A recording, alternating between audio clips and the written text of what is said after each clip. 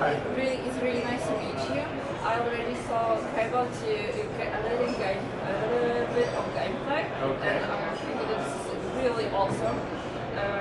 I saw some new features, also new planet. Maybe you want to say something more about this? Sure. Well, have you played the first Kerbal Space Program? Yeah, I tried it, Yeah. but I tried only a tutorial, and I managed everything really. Really? Yes. You did well the first time you played it? Yes. Okay, that's the first time I've ever heard that story. Yes, but I tried on a tutorial. Who my viewers said, no, don't play tutorial, just go for it. I said, no, I have to try on tutorial because everything is new for me. This is a new kind of knowledge, and I have to try it last year on that kind of gameplay. Okay. And everything went really good. You did, but then you didn't play it anymore. You were like, eh, not for you. I didn't have enough time for that. Oh, well, it does But take a I lot of tried time. DLC, best DLC. Really? Yeah. Well, that's a very different story from the story I usually hear, which is, you know, I've been playing the game since 2012, and I'm constantly trying to get other people to try it, and most of them kind of bounce off the first-time user experience. It's just because it is a very challenging game, and the tutorials are sometimes a little bit hard to get through. There's a lot of reading involved. And a lot of crashes, yeah. And a lot of crashing, right? Which is kind of the idea behind the game, right? You learn by messing up. It's all about constructive failure, which I think is like a good lesson for life, right? Like this game tells you just keep trying, and eventually you'll do better, right? It's Don't almost worry, evolutionary. play another game. Exactly, and I think the Kerbals themselves play a big role in that too, right? Because they're huge, but they're also kind of disposable. Like you don't feel that bad when they blow up, because you know blowing up is fun in the game, right? So we were definitely preserving that for the new game. But yeah, as far as new stuff, we've got interstellar travel now. We've got multiple star systems instead of one solar system. We've extended the tech tree so that we have plausible near future engine technologies and things like that.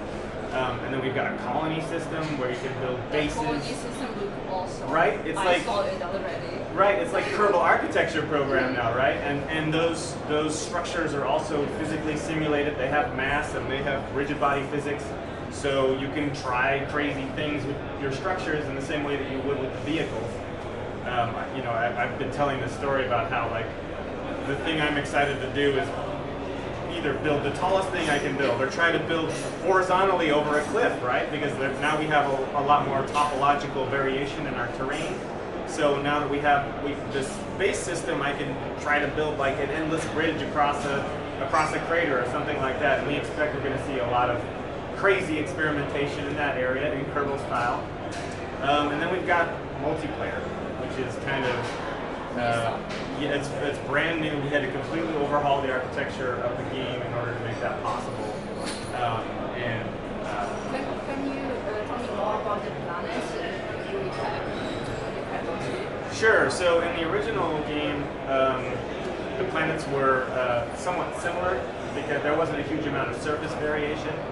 And what we've done with the new celestial bodies is try to make sure that each one is a unique kind of landing puzzle. We want each one to be a very different experience. So some of the ones that you might have seen in the trailer might include like Rask and Rusk, which is a binary planet. And they're so close to one another that tidal forces are causing there to be magma rising on the surface. Obviously we have ringed planets now, which we didn't have before. In fact, we have two ringed planets.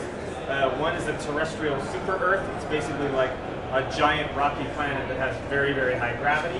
So landing and taking off from that planet will be a special challenge because that's very high gravity. And then we have this new gas giant that also has rings. And there's a bunch of other celestial bodies we don't want to get too into detail about because we want people to feel like they're discovering them for the first time. Right. I saw that we can not only create a new colony on the planet, but we can create a colony in the universe in space. Yes. It was also nice. Maybe you can say us more about that. So it's the same situation like in the planet, the same mechanics. So yeah, so what's interesting about those is they you're talking about orbital colonies. So for colony building, you will still be importing resources that you discover and mine from different locations on different celestial bodies.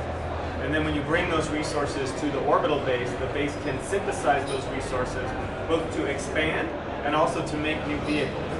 And that's kind of what enables the interstellar part of the progression, because to create vehicles that can fly that far, those vehicles need to be very, very large, because they have to carry a lot of fuel. They're burning continuously halfway to the destination, then they flip, and then they burn continuously to decelerate. Over a year, it can take years in-game time to make those journeys. So the vehicles get really big, like Empire State Building big. So yeah, so you need those orbital bases to make vehicles that are that large. You could never launch that from the surface of the planet because it's just too heavy and not structurally able to accomplish that. So it unlocks the interstellar part of the game. That's kind of the stepping stone into the deeper progression of the game. Okay, so the last question. Which part of Kaiba 2 is that one you are the most proud of? Proud of? Tricky question. Well, speaking from the heart, the community response to the announcement trailer has been beyond anything I could have imagined. We keep hearing stories about people crying when they watch the trailer. Yeah, they're so excited about the Kaiba 2. I think that's part of it. I also think even people who didn't have an interest in Kerbal Space Program before, there's something so optimistic about the trailer.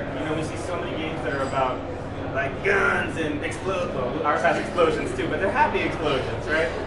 But it's not a good vibes everywhere. Right. It's about a happier, more optimistic, more constructed future, which is not a thing we see very much these days. I don't think. So I think people are just responding to the emotion of something so optimistic and so forward-looking. And you can feel like Elon Musk or like an engineer. Right, we're waiting for Elon Musk to tell us we're doing a good job. So if you know him... I will mark him on that interview. Okay, please do. Please do. Thank you very much for the interview. Hopefully to see you soon, maybe. And I'm really waiting to play Kaiba 2 Space Program. We're waiting till 2020. Spring of 2020 for PC, and then a little bit, remember that, and then a little bit after that is Xbox One and PlayStation. Thank you very much. It was a real pleasure. Yeah, me too. Thank you very much.